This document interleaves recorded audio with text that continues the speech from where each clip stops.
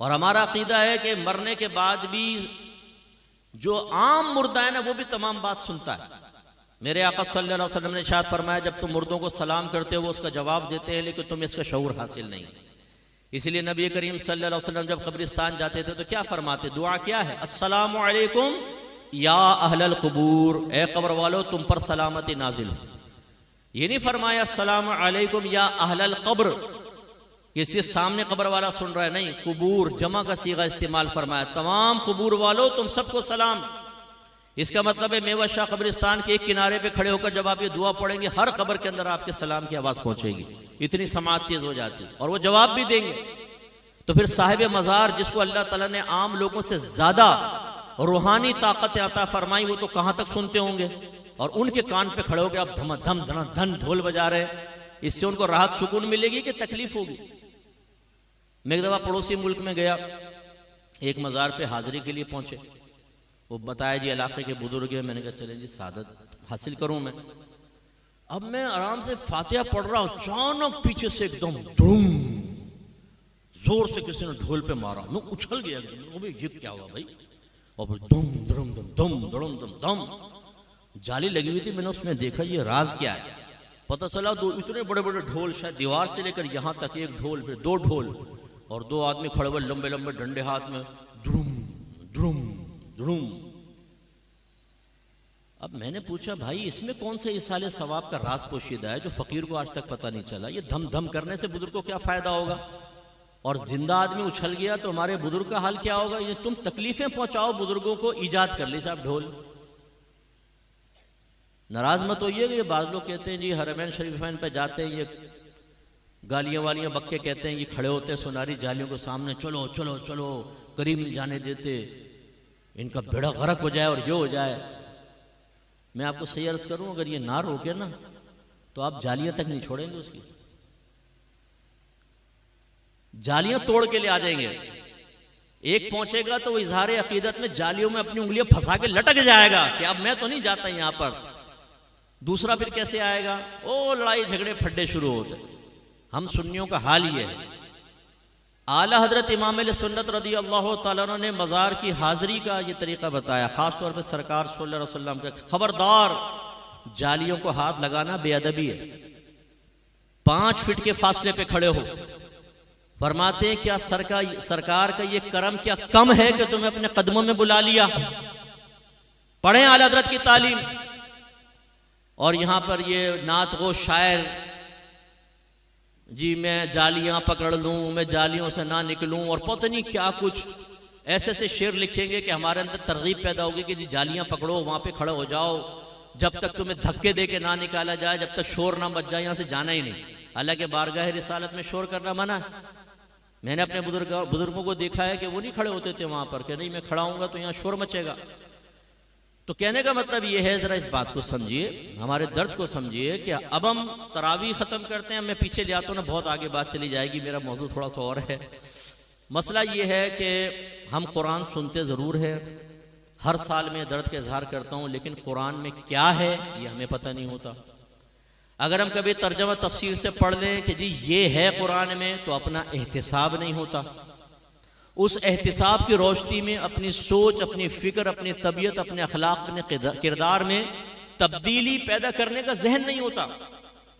मौलवी साहब कहते रहे, मुफ्ती साहब कहते रहे, आप कहते रहे, करेंगे वही यहां से फारिग होने के बाद जो हमारा जहन कहेगा।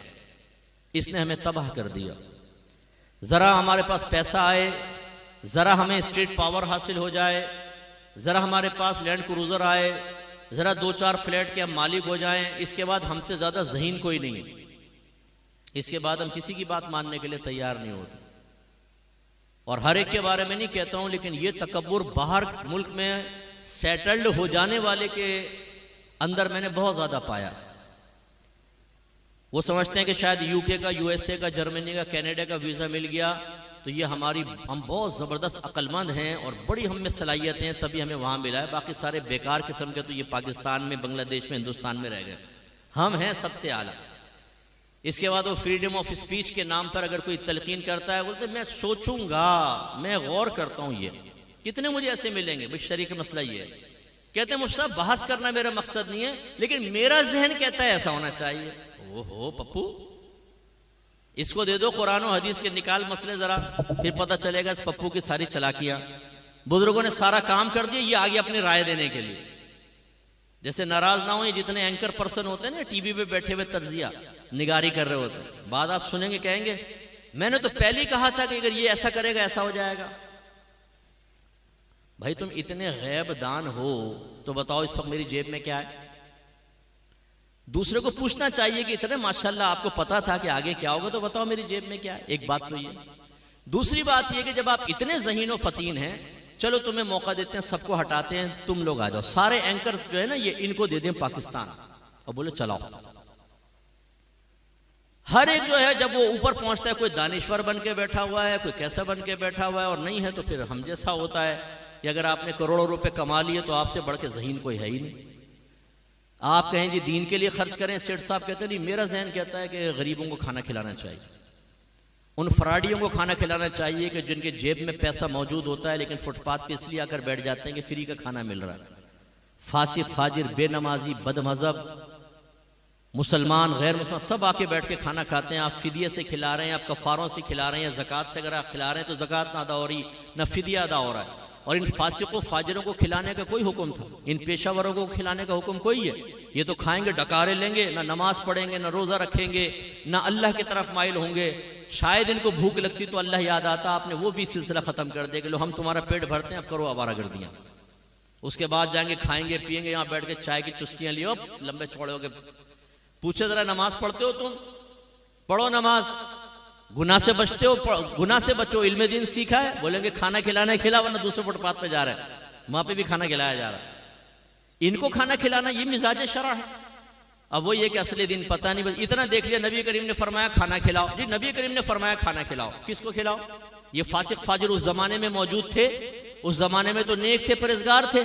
जिन बेवाओं की मदद का नबी करीम ने हुक्म दिया था वो कौन सी बेवाएं थी? नमाजी बेवा, पर्दे वाली, बुरके वाली, हया वाली। अगर वो बेचारी बेवा हो जाने के बाद बाहर निकलती तो फितना फैलता, तो सरकार ने फरमाया बेवाओं की मदद करो ताकि ये घर में यकसुई से अपनी इफ़्फ़त की हिफाजत करते हुए अल्लाह ताला का कुर्ब हासिल करती रहें। यतीमों की कफालत करो, क्योंकि नहीं करोगे तो ऐसा ना हो गैर मुस्लिम उठा के ले जाए, उसको गैर मुस्लिम बना दे। हो सकता है वो बाहर निकले, जॉब वगैरह नहीं मिले तो करप्शन की तरफ आ जाए। कफालत करो बच्चों की, इनको अच्छी तालीम दो, पाल पोस के जवान करो। सरकार ने फरमाया जिस घर में कोई यतीम हो और उसकी अच्छे अंदाज से तरबियत करे, कफालत करे, तो वो और मैं जन्नत में इस तरह होंगे। आज हम यतीमों को खिला रहे हैं, बेवाओं की मदद कर रहे हैं। बास तो बेवाओं की मदद इसलिए कर रहे होते हैं कि वो सोचता है कि आगे चल के शादी की ऑफर ही कर दूंगा। वो कितने ऐसे साहब, वो बेवा की मैंने मदद की, उसके 2 बच्चे, मैं सोचता हूँ शादी भी कर ही लूँ। मैं कहता हूँ ये सोच रहा हूँ, ये नहीं को बोलो, इसी सोच के साथ मैंने ये बरकत हासिल करने की कोशिश की थी। तो एक तो ये मसला, फिर दूसरा वो बेवा कैसी हैं? सोना पड़ा हुआ है 10 तोला, ज़कातें ले रही हैं, खैरातें ले रही हैं, सिर्फ बेवा का लेबल ऊपर लगा नहीं। उन्होंने कहा कि बस अब मैं तो कुछ नहीं करूंगी, मुझे देते जाओ। ना नमाज पढ़ रही है, ना रोजा। इन बेवाओं की मदद का हुक्म था। अपने कजन्स, मेल कजन्स के साथ हंस के बातें कर रही हैं, सब्जी वाले कसाई के साथ छट्टे लगा रही हैं, इनके लिए हुक्म था। अगर था तो आप साबित करें, वरना फिर मैं साबित करूं, यही हो सकता है। लेकिन अब आप देखें, मेरी जिंदगी में मुझे बहुत लोग ऐसे ही मिले, उन्हें कहें कि भाई आप ये आपके लिए बेहतरीन मसरफ है। इस वक्त अहले सुन्नत को जरूरत है उलमा की, मुफ्तियान किराम की, लीडर्स की जरूरत है। नात खानों की जरूरत नहीं है, इन्होंने तो बेड़ा गर्क कर दिया पेशावर नात खानों ने। पेशावर की बात करूं, अच्छे लोगों के नहीं, अच्छे बच्चे भी, हर तबके में अच्छे भी होते हैं, बुरे भी होते हैं। हम तबका उलमा में अच्छे भी हैं, बुरे भी, इसके इनकार। मैं जब भी मजम्मत करूंगा बुरे की करूंगा, अच्छे की नहीं करूंगा। मुखलिस लोग भी हैं सरकार के प्यार में, मोहब्बत में, लेकिन जिन्होंने बिजनेस बना लिया नात, जो ढूंढ ढूंढ के ऐसे शेर पढ़ते हैं कि जिससे लोग फड़क जाए और फौरन जेब में हाथ डाले और ये पैसा शुरू हो जाए, बच्चा लुढ़कता फुड़कता आ जाए, ये लीजिए पैसा ले लीजिए। तो वो इस तरह के पेशावर, तो अब इनके ऊपर पैसा खर्च हो रहा है। तरजीहात बदल चुकी हैं। कहां अहले सुन्नत को किस चीज की जरूरत है? आज आपके पास बड़ा लीडर बताएं मुझे जरा, जो बेचारा काम कर सके। और जो हैं कल ये दुनिया से रुखसत हो जाए, इनकी जगह लेने वाला कौन है? मुझे नाम बताओ जरा। हम तो 30 साल से मैं मुशाहिदा कर रहा हूं, मेरी मुशाहिदाती कुव्वत बहुत ज्यादा है। मैं हर वक्त मुशाहिदे में गर्क रहता हूँ, नतीजे मुरतब करता हूँ। ये बच्चे मेरे शागिर्द जानते हैं, मैं आज से 20 साल 30 साल के बाद में देखता हूँ। अल्लाह मुझे उज्बो खुद पसंदी से बचाए। ये तहदीस नेमत के तौर पे जिक्र कर रहा हूँ, कोई अपना कमाल जाहिर नहीं कर रहा हूँ। सब अल्लाह का कमाल होता है, बस किसके दिल में क्या बात डाल दे। मैं देख रहा हूँ कि जिस रविश पे हम चल रहे हैं ना, कल आपकी नस्लों की तबाही है। और वही मैं मौजू आज ये मैं